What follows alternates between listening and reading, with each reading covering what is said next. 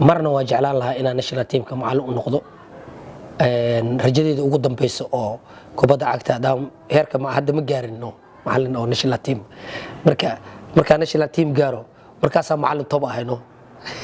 aniga ciyaartooyga hadoo tababar imaanay laga yaabo inaan isku dhacno ciyaartooyda aan la shaqeeyay marka aniga ee banaanka intaan kooxda imaanin ka hor waxa laga yaabaa in ciyaartooyga fikir qalad laga dhaadhiciyo laakiin aniga qalin leh waxaan nin shaqada aad ugu adaga ahay aniga ciyaartooyga hadoo tababar imaanay laga yaabo inaan isku dhacno ciyaartooyga markuu shaqeysanayo ciyaartooyga adduunka ugu jeclahay waay xuquuqdiisa haday noqoto dawadiisa haday noqoto waxaasoo dhan aniga dadka u hadlaan ahay ciyaartooy kasta oo aniga macallin u soo noqdo waa la sheekaysan kartaa oo weydii kartaa John muxuu macallimiinta kale ugu toon yahay way ku sheegayaan laakiin shaqadan ku adadkahay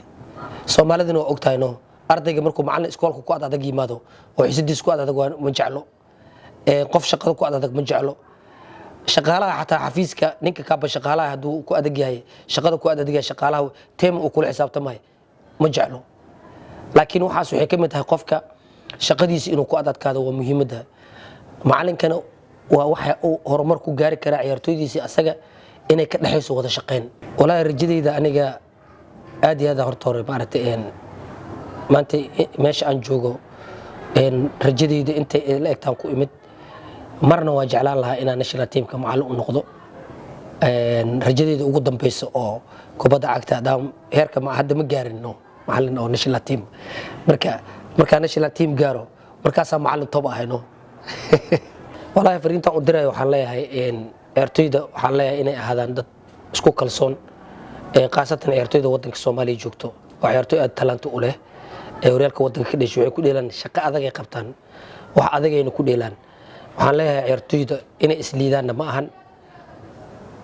waa ciyaartooy aad u daayar xiriirka Soomaaliyeed kubadda cagtana ayaga ka soo harayo dadkan wadankii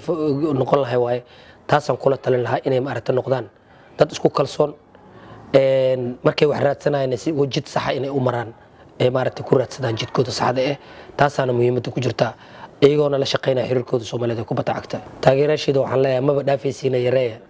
insha Allah hadii la yiraahdo aadaan ugu faraxsanahay taageerashada meel kasta ay joogaan aadaan u jeclahay waana soo dhaweynaa mar kasta